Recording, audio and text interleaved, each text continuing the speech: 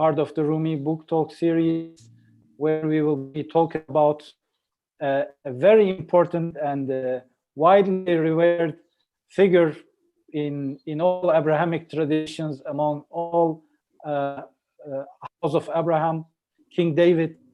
And our speaker this evening is Larry Buxton, Reverend Larry Buxton, who has just authored his book, 30 Days with King David. So we look forward to having an excerpt, a part of this journey in the footsteps of the King. And our moderator during this exchange is Rabbi Alana Suskin. Thank you, Rabbi, and thank you, Larry, for joining us this evening. So I'll pass the word to Rabbi Suskin and look forward to a great conversation. Rabbi? I am looking forward to a great conversation too. I'm really excited about discussing this book about King David.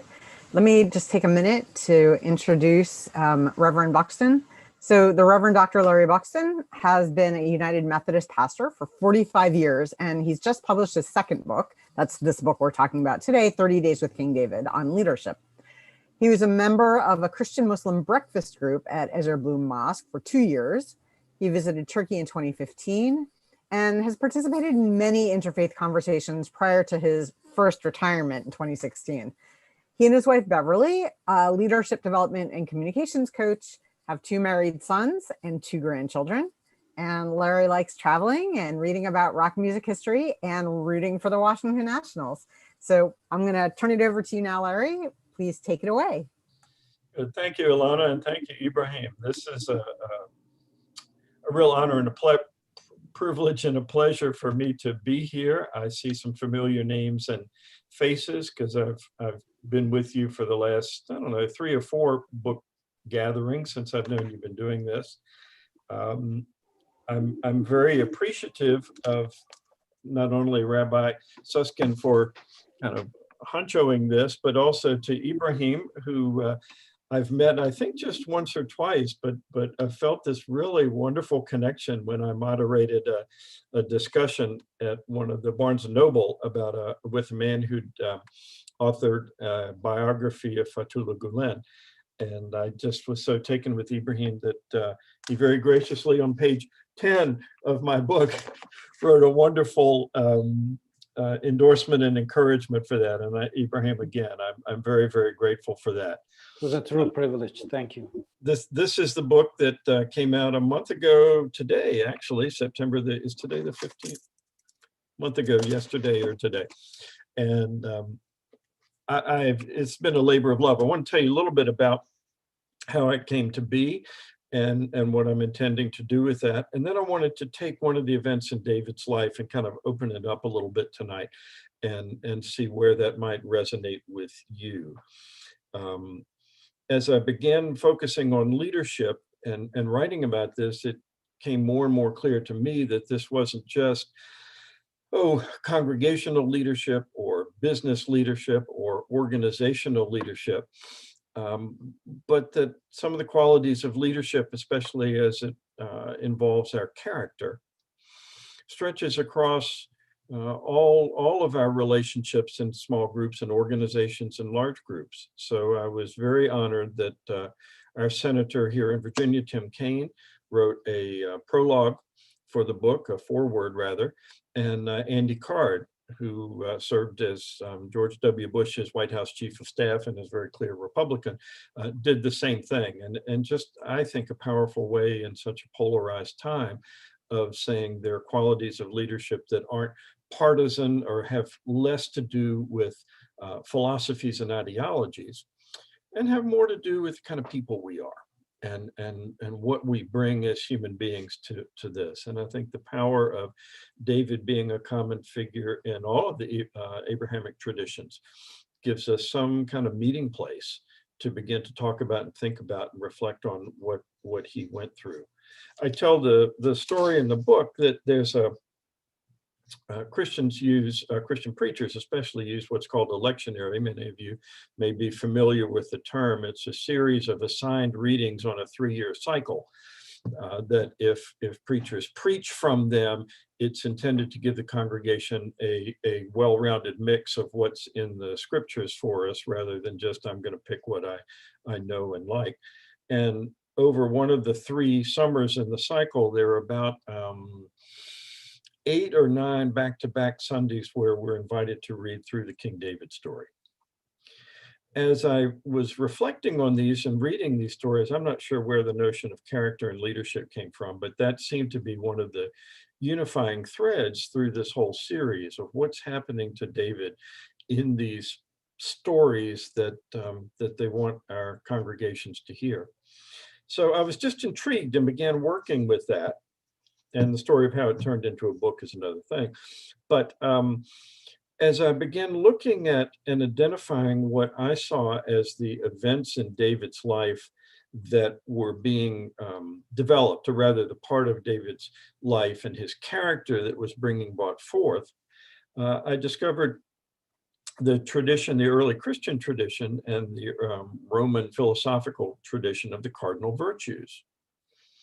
And St. Thomas Aquinas writes extensively and very thoroughly about prudence, temperance, justice, and courage.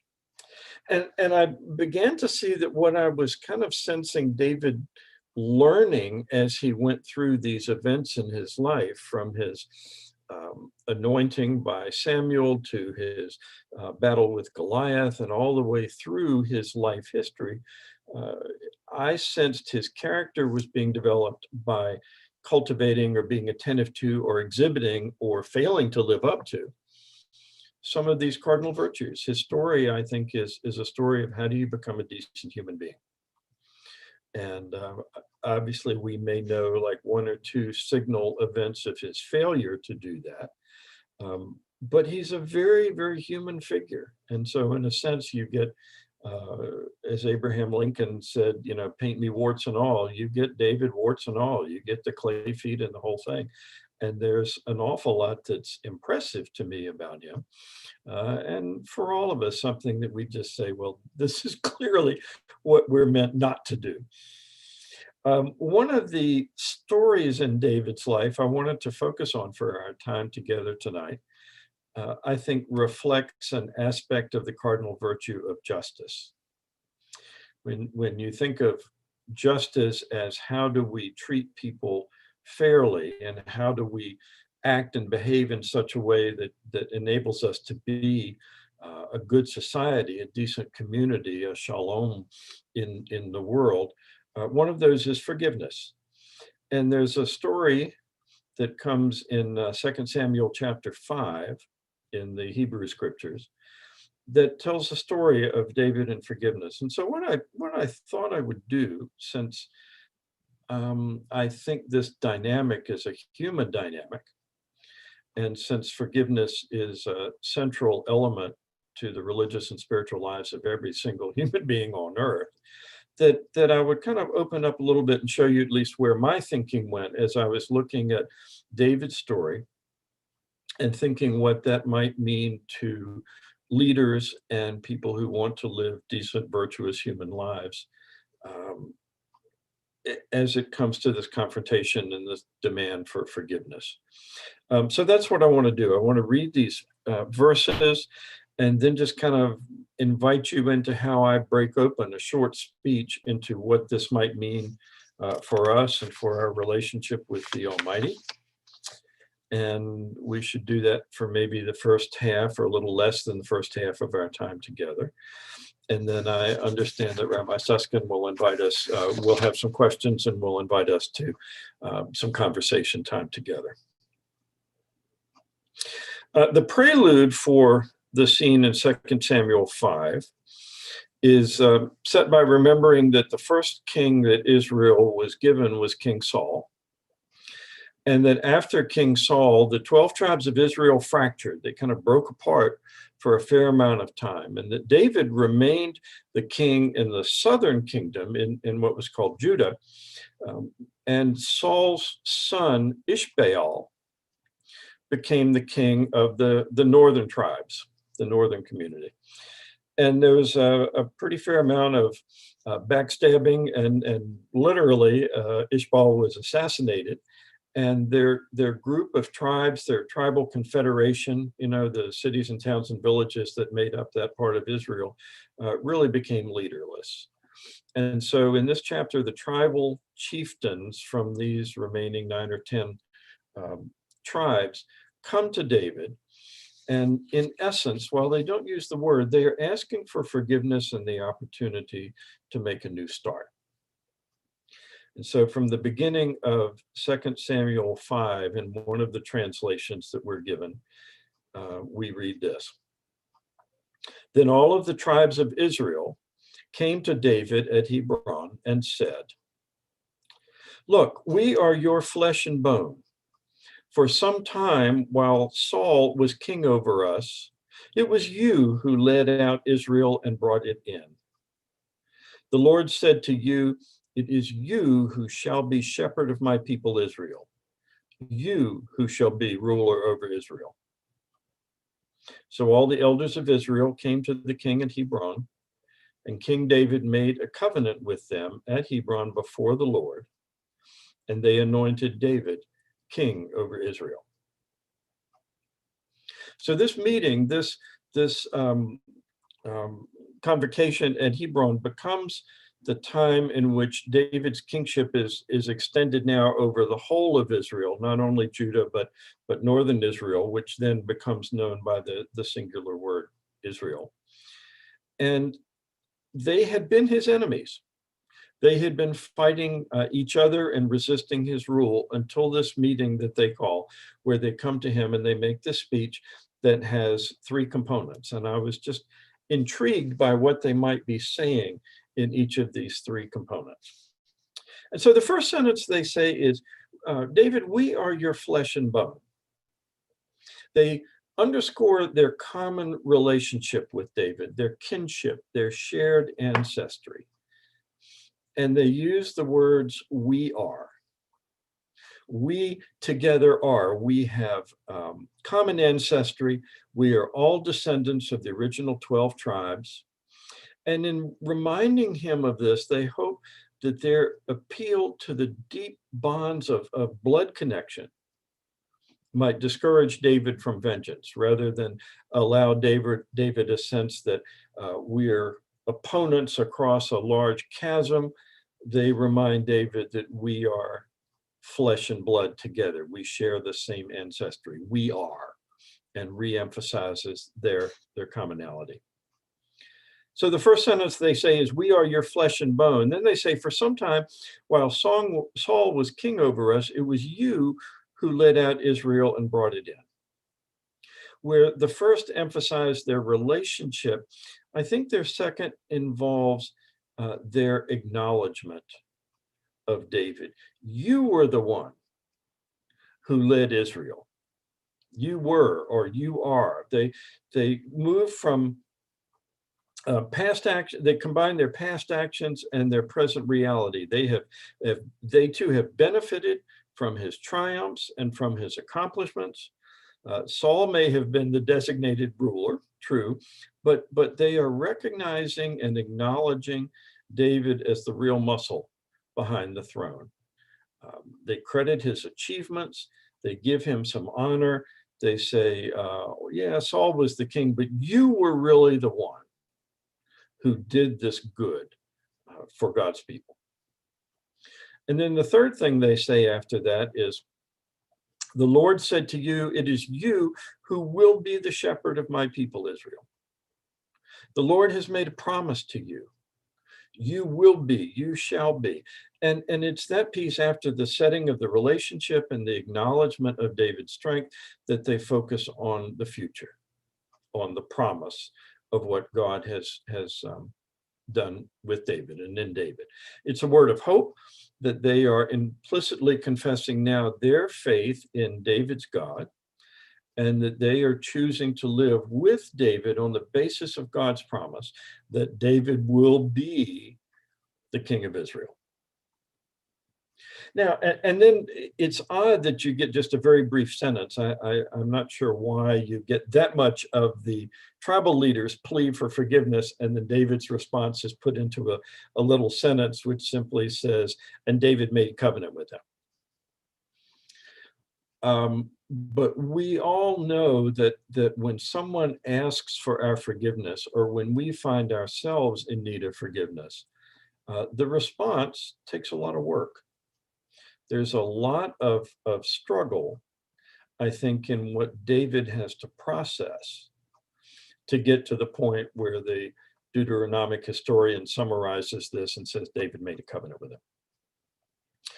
But here's the way I began in the book to try to unpack that to what that might mean for us as leaders in our family, as leaders in our congregations, as leaders in our social communities or our businesses, our government departments, our organizations.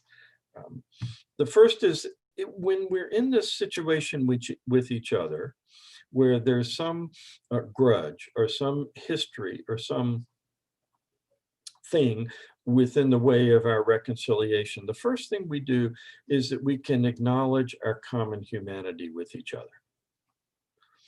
That we are flesh and blood with each other, flesh and bone. We're equally human. St. Paul in the New Testament says, no one of us is righteous, no, not one. There's not any one of us that can say, I'm better than you, or this is your problem, but it's not my problem. We're all deeply related as human beings, and no one is ultimately more weak or more broken or more mean than anybody else.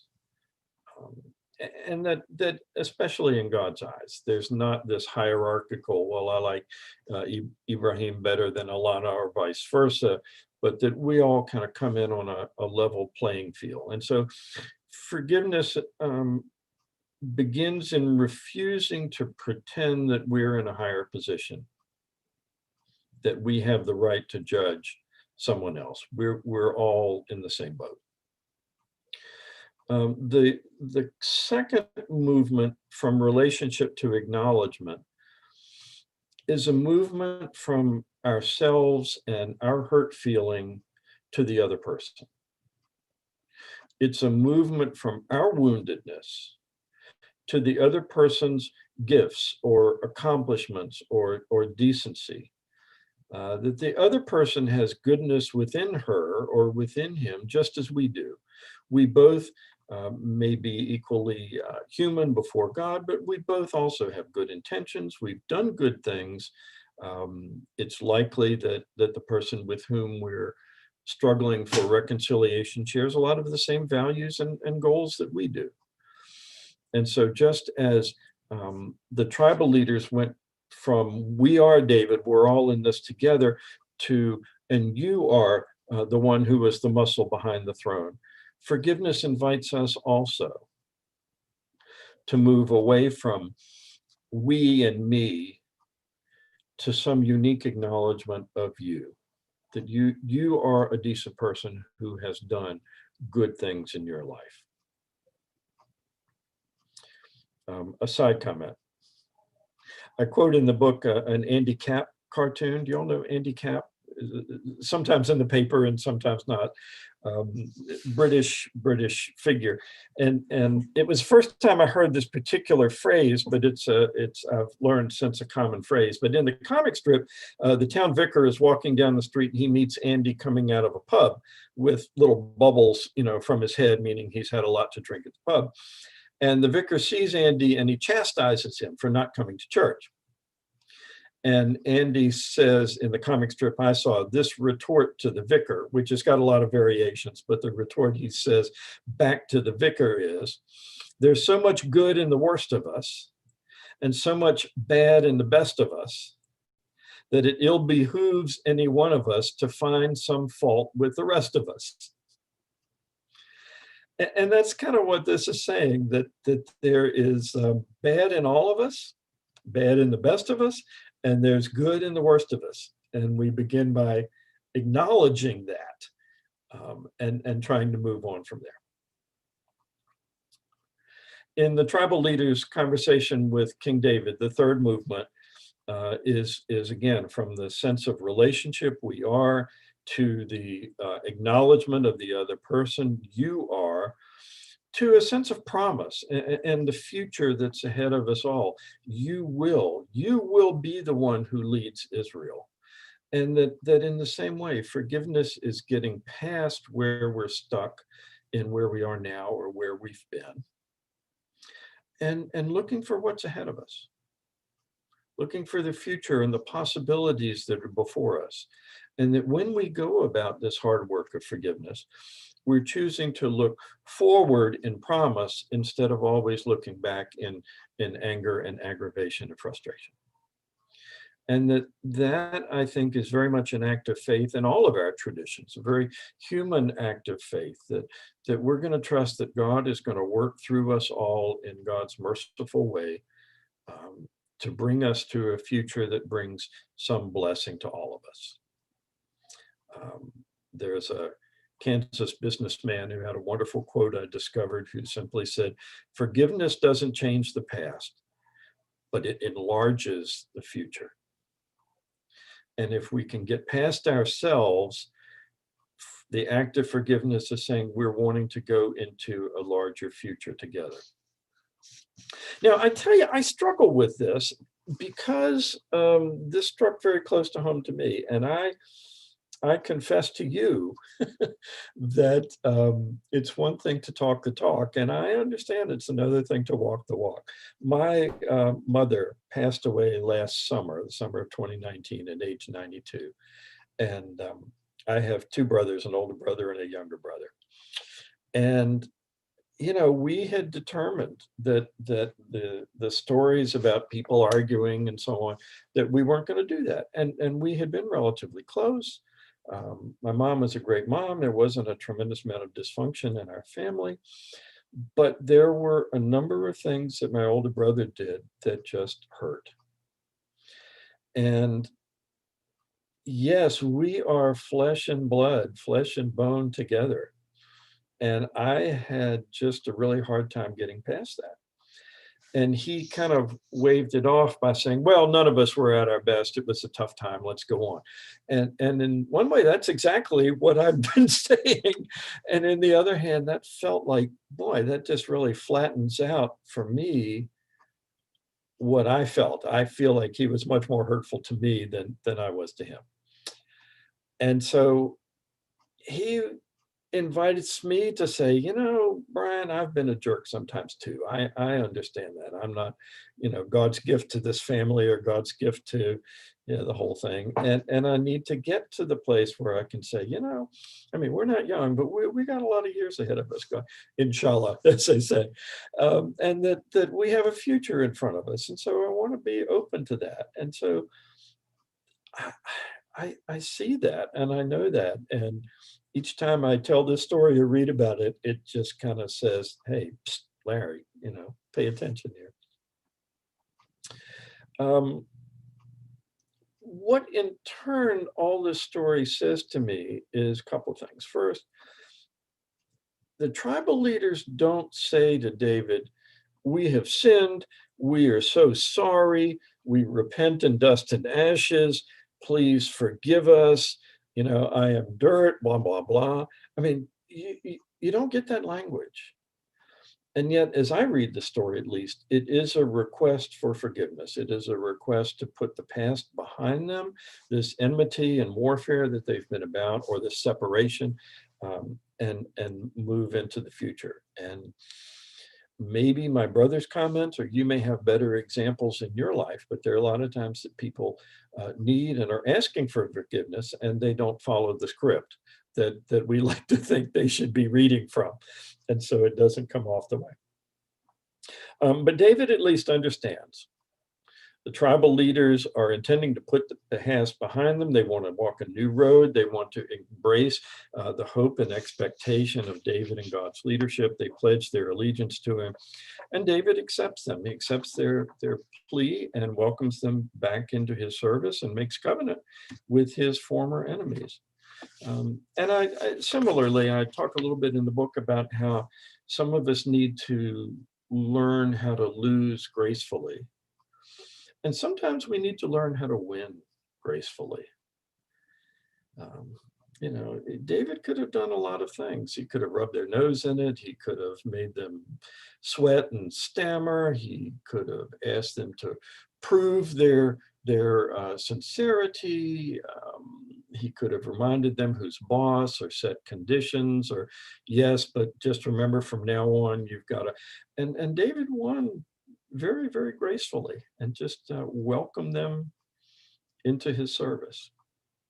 The last thing I did was see if our relationship with God might work the same way. And again, I can only come from my own perspective, but I think I have words that at least are familiar in the Jewish tradition and the Christian tradition.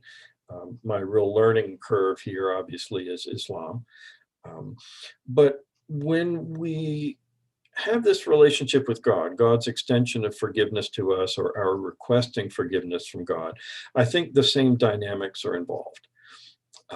With David, it was, and the leaders, it was acknowledging their common relationship, looking at David's achievements, and sharing in the promise of what God had promised David. In more biblical language, we have the covenant, we have God's character, and we have God's commitment. That the covenant is that God has bound us to God, and vice versa, and that we have this unbreakable binding together by the initiative and the grace of God. Christians believe, in one sense, that God did become flesh and bone.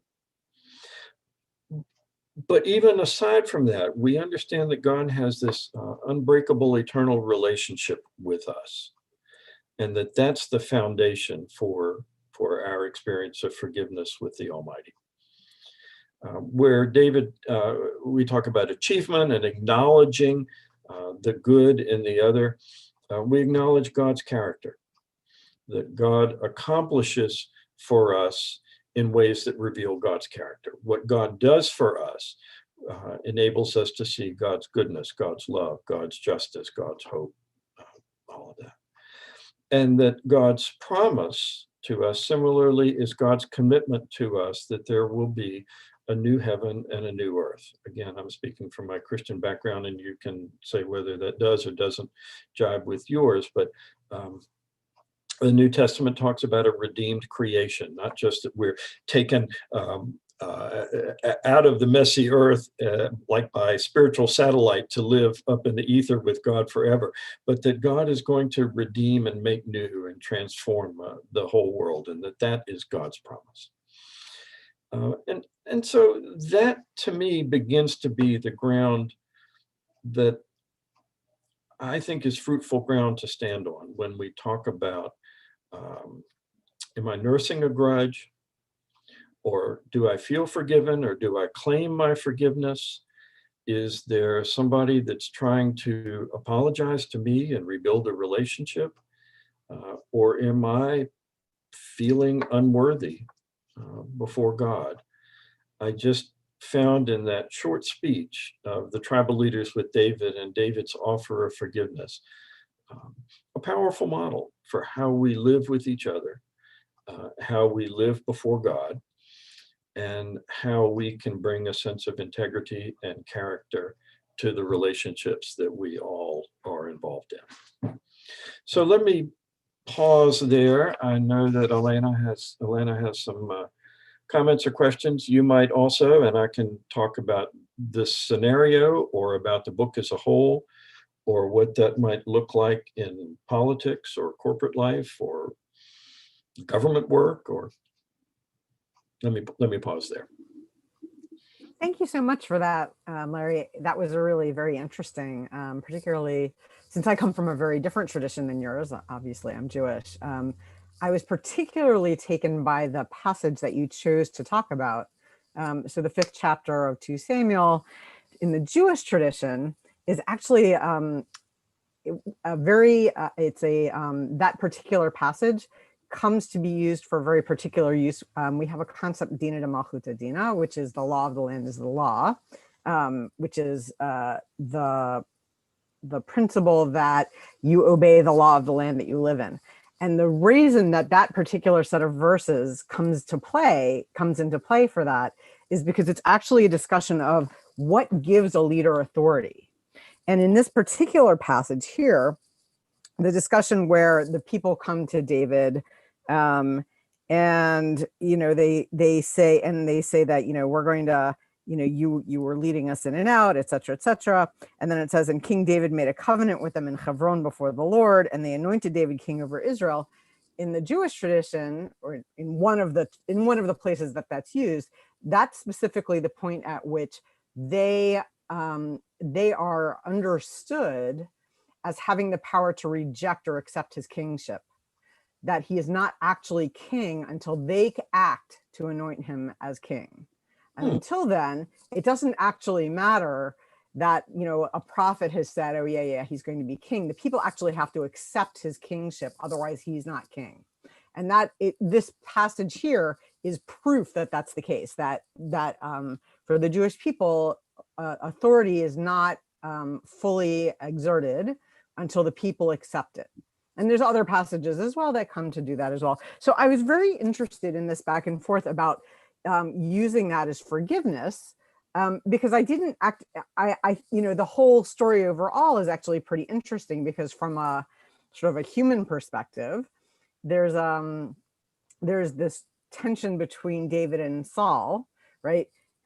Which, if you don't see God's hand moving there, can look very different, right? David comes across as sort of a warlord who's struggling with Saul for the kingship.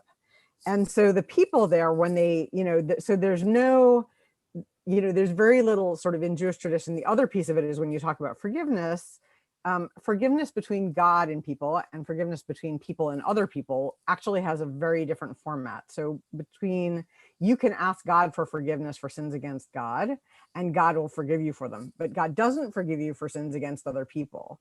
For sins against people, you have to have you have to go to the person, and you have to admit your sin and repent for it, and then you have to do restitution. And it's interesting because, some of that seems to be here and some of it doesn't. And I was wondering, could you say a little bit more about that? Because I'm very interested in sort of those two different perspectives, sort of the God-human perspective versus the people perspective. Yeah. First, I mean, I'm fascinated by the function that story plays in different traditions. And maybe just to state the obvious, any one of us can go to any story with a particular set of lenses on and see different things through it. So we're all learners, and I appreciate that. I'd love to hear more. I did interpret that as being enemies have now become united together in moving forward in the future of Israel. So in terms of forgiveness, it's interesting because I had this conversation actually with dinner guests just last night who were reminding me of the Jewish nature of forgiveness that has to do with face-to-face conversation and apology and restitution. And that you apologize and or forgive slights that have happened to you personally. And I remember the sense of outrage powerfully among Jews, but also among Christians and perhaps equally among Muslims. I don't know when, it's a long time ago. In 1984, Ronald Reagan went to Bitburg in Germany and was at a cemetery of Nazis and offered forgiveness to the Nazis for what they had done in World War II, which was anything from a crime against humanity again to just silly or absurd to a gesture of goodwill, and it kind of ranged all across the spectrum. One of the tough things that we Christians, I think, struggle with is the fact that our faith teaches that unilaterally, without our prior confession, the life and death and resurrection of Jesus Christ has granted us God's forgiveness. And that when we say to people, if we're speaking the message of Jesus accurately, We don't say, if you repent and if you confess and if you, crawl in the dust and so on, then God will forgive you. Rather, what makes this good news is that we say the good news is you are already forgiven. Now, your task is to live into that, to be worthy of that, to accept that. And when it's like when Richard Nixon accepted a pardon, he was implicitly, I think, acknowledging that he had done things for which he needed to be pardoned.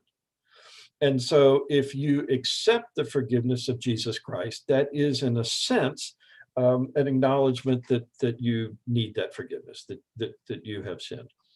But obviously it has been abused and has turned into a cavalier kind of, it's all right, it doesn't matter. So that when you see Amish children being gunned down before the shooter says anything, there are other people in the village saying, it's all right, we forgive you, it's cool, and so I think we struggle with that a lot. But to me as a Christian, that is the heart of saying God has taken the initiative to put his people back together. And that in this particular story, the initiative begins with the tribal leaders who finally come to David and say, look, we can't keep doing this. This isn't right. This isn't good for us. Please welcome us back into the fold. For God's saying, I've already done that. You're already more than welcome. You don't have to go through all these, steps. Welcome back. Now let's roll up our sleeves and get to work and become a decent human being again. Thank you.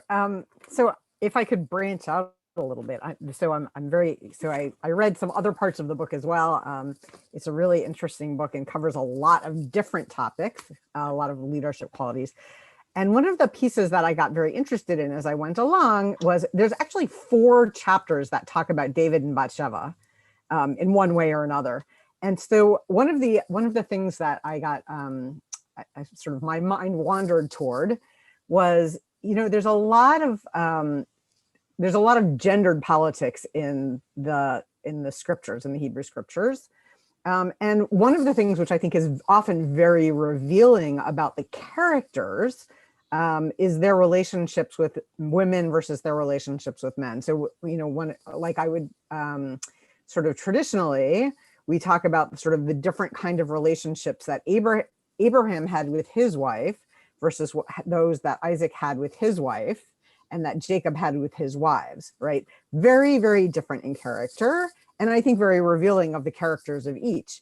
And in this case, when we're talking about David and Bathsheba, or even David and Abigail, I think it's really interesting because in the chapters that you talk about these, one of the, let's see, I'm trying to remember which were the topics that were covered in those chapters. One of the things that I noticed was that, some of the sort of traditional politics that go into that, right, is that the Torah, both in Jewish and Christian tradition, views the crime against, views the crime as one against Bathsheba's husband, right, and against God, but not against Bathsheba. And I was actually very taken by the fact that you did specifically, although you didn't go into detail about it, you did say, look at the difference in their ages. And, he was 55-ish, she was 20-ish, there's a difference in power and all that. But I'd love to hear you talk a little bit more about sort of his relationships with Abigail and Bathsheba and, how that sort of is revelatory of his character and the leadership traits that you talk about. Wow. Let me see if I can break them apart in pieces. It is hard for me to kind of draw a personal way of relating with women across David's years 3,000 years ago. Would it help if I clarified a little bit more? Well, feel free, or I'm ready to talk anyway. Okay, I was just going to say, because certainly in our current situation, I won't say any more specific than that. You know, there's a lot of, we can see that one of the things that often goes with power is a sense that women are a thing that men can take advantage of when they have power, right? That women are objects to which that man who is powerful has a right. Yes, yeah. And just a subnote again before I start, there is so much in the book that I felt like I could have elaborated on a lot. It did seem important to me in the Bathsheba story to acknowledge that there's a lot of Hollywood and a lot of mystique around this being a romance. And I think if we read it carefully, we recognize that there's not a romance, that Bathsheba is not a willing partner, that she has no interest in David whatsoever, other than, I suppose, to avoid being killed or less. And that, as I point out, yeah, there is a power differential. I mean, they're different in all kinds of ways.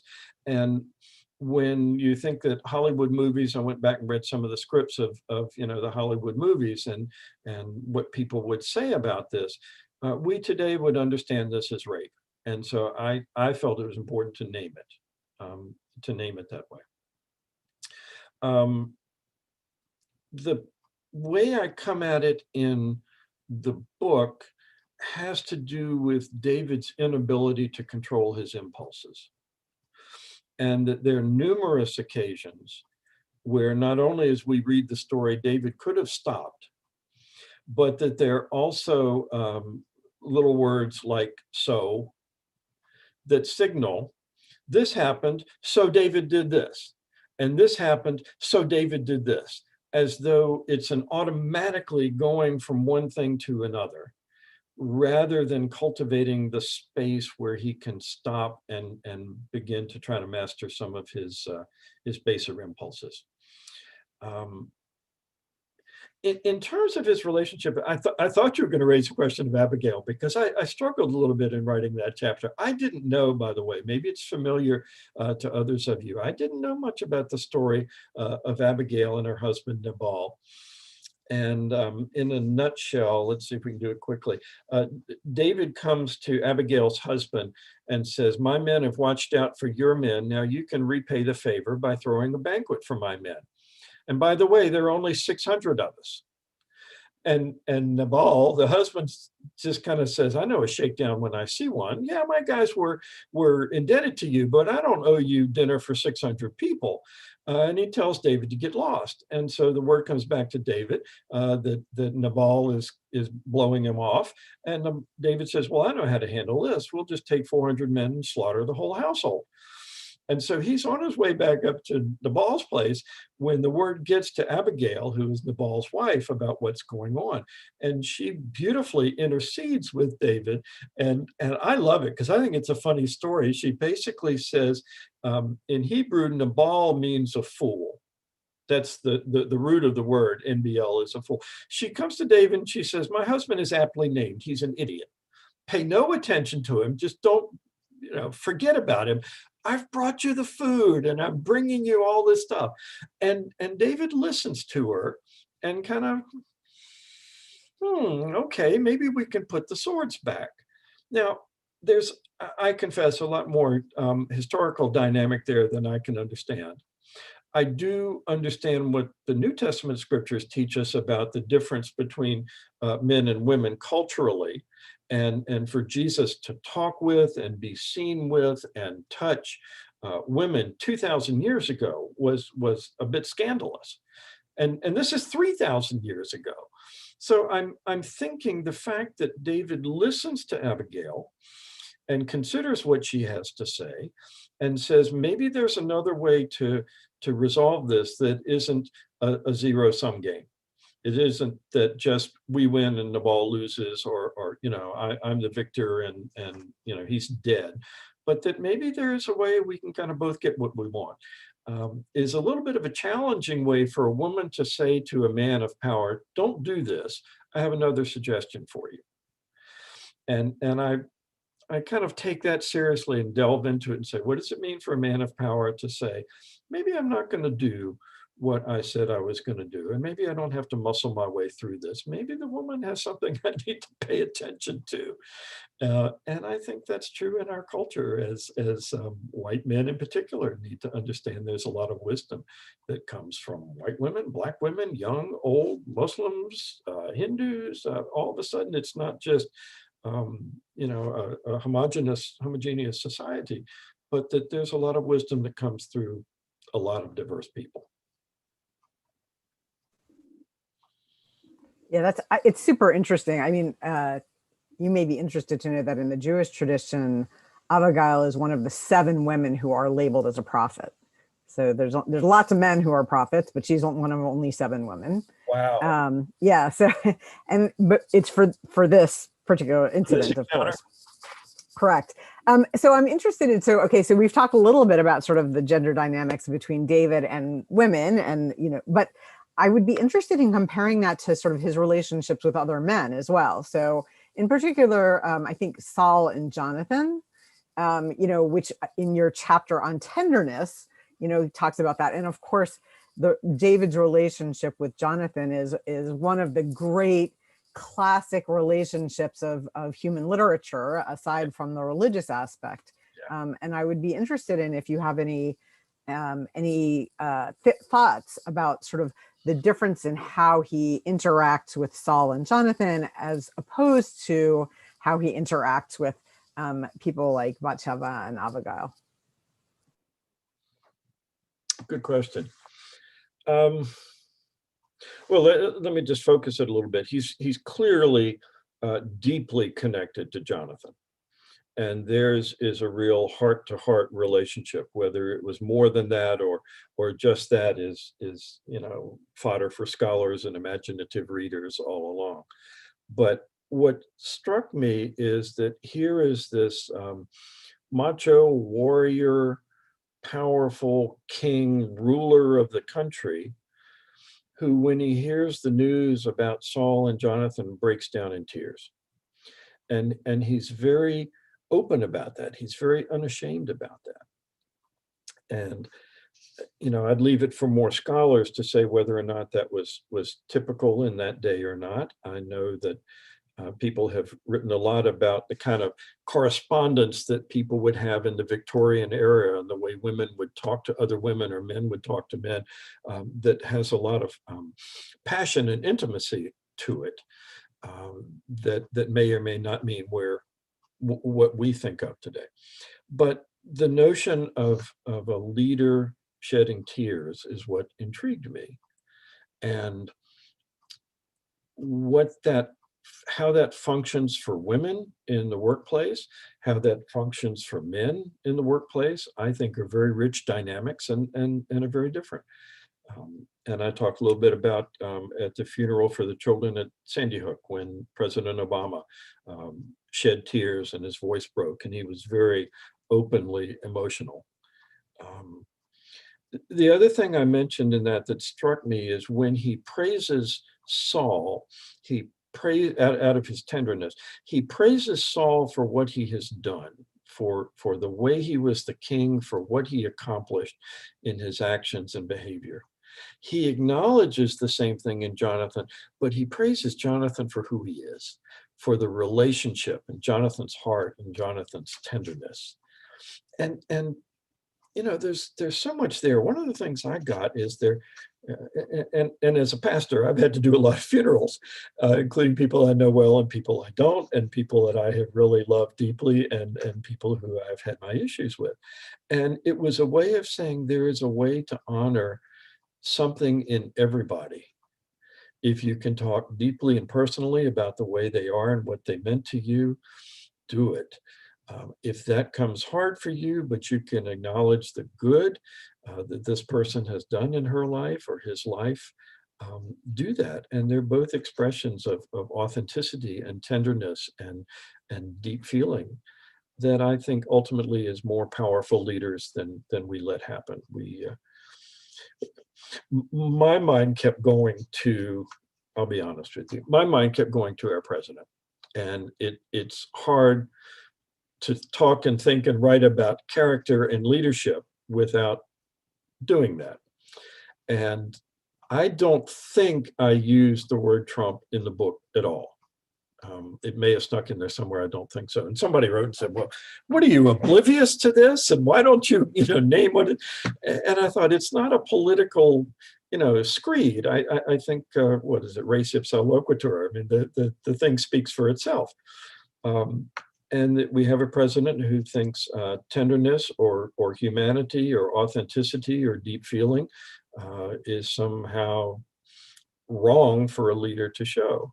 And I was just fascinated by the fact that for David, that was a very important and natural thing to demonstrate.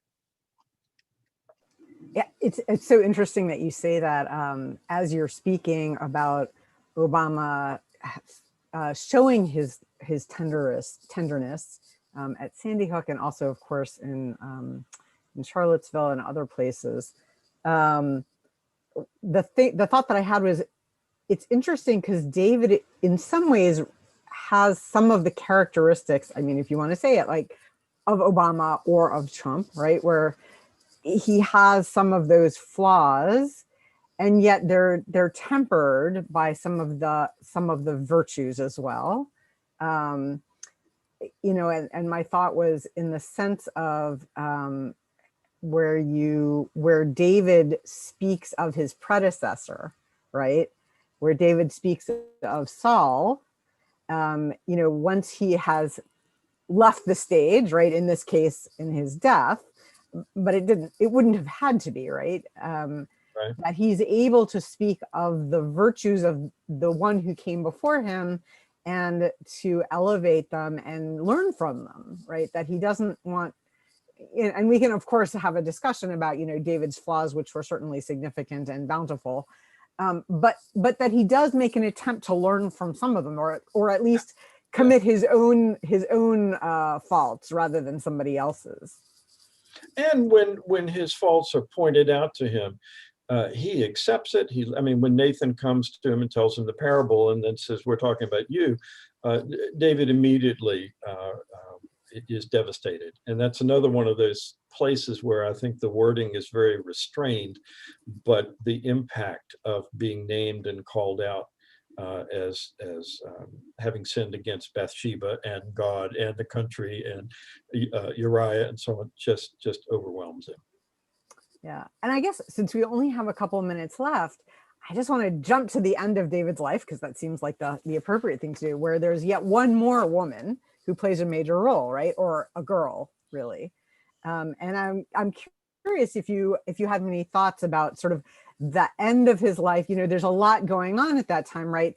Bathsheba's plotting, his sons are plotting. There's lots of chaos around him, and David is he's at the point in his life where he's sort of laying in his bed looking back on his life, and he still has his music to a certain extent, and this young woman who comes to be a comfort to him. I was wondering if you had any thoughts about that in terms of leadership. To be honest, I didn't do much with that story.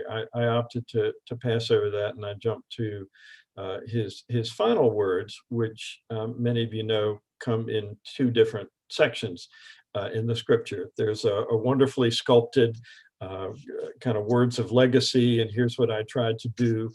And then another where he spends a lot of time, settling scores and telling people to lop off their heads and that sort of stuff.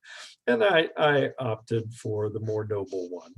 We are all clearly very human, and I like to think that David didn't end his life trying to settle scores, but yes, he has a comfort woman, and that's as fraught with complexity and ambiguity as any relationship, for sure.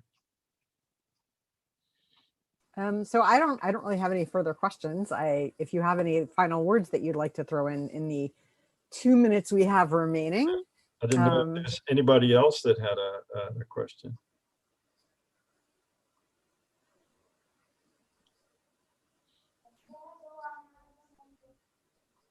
So I might, looking from an Islamic point of view, I was always, it took my quick attention, the emphasis of king in the life of a messenger. So from a Muslim perspective, it is typically the leader that is emphasized. the mission, the ministry, the hat of the minister and the messenger, whereas in King David and his son King Solomon, it's the other way around. So could you open a window to the Muslim audience about that, and about King David being mostly the warrior king, and King Solomon being mostly the king of peace. So these two, so one is the difference between this king messenger thing, and the other is the styles of the father and son. Wow. Wow. I think that's an excellent question, and I'm a little bit stumped, Ibrahim. I really am. I don't know whether it was a difference in character or a difference in what's happening at the time. There is, great wisdom in what David is writing, to the extent that David is the author of the Psalms. There's a whole dimension of David's life that, as it comes through the Psalms, I didn't look at. I really just kind of looked at the biography from the books of Samuel. That's something I would ponder, and I think we all might. I think it's an excellent question. And I do, if I've thought about doing more with this, what I would love to do is deepen my understanding of the role of David in Islamic traditions. I talked to my brother Mehmet, who I see is on the call here, and would really love to have probed that further. So maybe that'll come around next time. Well, yeah, there are certain very visible figures in our shared tradition who sit at the crossroads, like the patriarch Abraham and King David and King Solomon are those similar figures that are visibly mentioned in all three scriptures from different angles with different points of view, sometimes with different nuances, sometimes with huge differences. So it would be a very stimulating exchange to talk about that, in the future. And I'm curious too, because one of the things I think about David is there's more richness in the stories of David and more narrative detail. I think the main three figures of the Hebrew scriptures, of course, are Abraham and Moses and David. And I think my guess is Abraham is there more to be, I'm the father of a great people. And there's some wonderful stories there, but it seems to kind of center around, this is my role and my function. For Moses, I am the giver of the Torah. I'm the bringer of the law. And the stories kind of lead up to that, but that's his function. David, I think you get this whole wide sense of, here's who he is as a 12-year-old and a teenager in front of Goliath, and a middle-aged man and an old guy, and you get conversations, and she said this and he said that, and there's a richness to the stories. And then secondly, what struck me about David, maybe I should have said this at the beginning, David plays a lot of the same roles that our cultural figures play today. Rabbi Susskind mentioned David was a musician. And so in a sense, he was sort of a celebrity of sorts, or he was a cultural icon. He was a military leader. He was a political figure. He was a religious head. And so we can think of so many people, not just the occupant of the White House, but so many people who play out these roles that David took all into himself. And I think kind of pulling them apart and looking at what that means for us as political people, and you get a lot about David's family, his sons and his daughters and his wives, and I think there's a lot of richness there for how we live, in our families and our organizations and in our congregations and all the communities we're in. I think that's so fascinating, especially because I think you're right. There are very few characters in all of Tanakh whose full lives we see. in the way that we see David's, including Solomon. I mean, I think Solomon is actually very, in some ways, very pallid compared to his father. Yeah. And Saul, I mean, yeah, I think so too. I think that's part of the richness.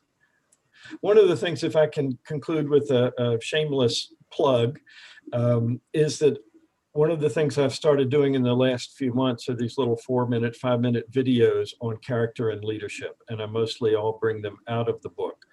And if any is so inclined, if you go to larrybuxton.com, there's a place to see both what I'm doing and some commentary on the books, but also to sign up for how I'm really working now to say, what is there in David's life and character that speaks to today? So I'd love to have you in on that conversation as well. Thank you so much for a really, just a great book and a great talk. And thank you for being indulgent with my questions. You might even want to just put, if you have the, there you go. I was just going to say, put the URL in the chat box. Thank you.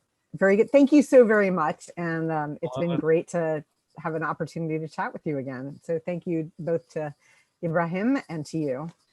Thank you. I'm very grateful. Thank you. Thank you, everyone. Look out for our upcoming announcements. We have a sacred space discussion talking about Buddhist, Jewish, LDS, and Muslim perspectives on the concept of sacred spaces on 27th, and looking forward to meeting you there. And stay safe till then. Have a great evening. Good night. Thank you. Bless you. Bye.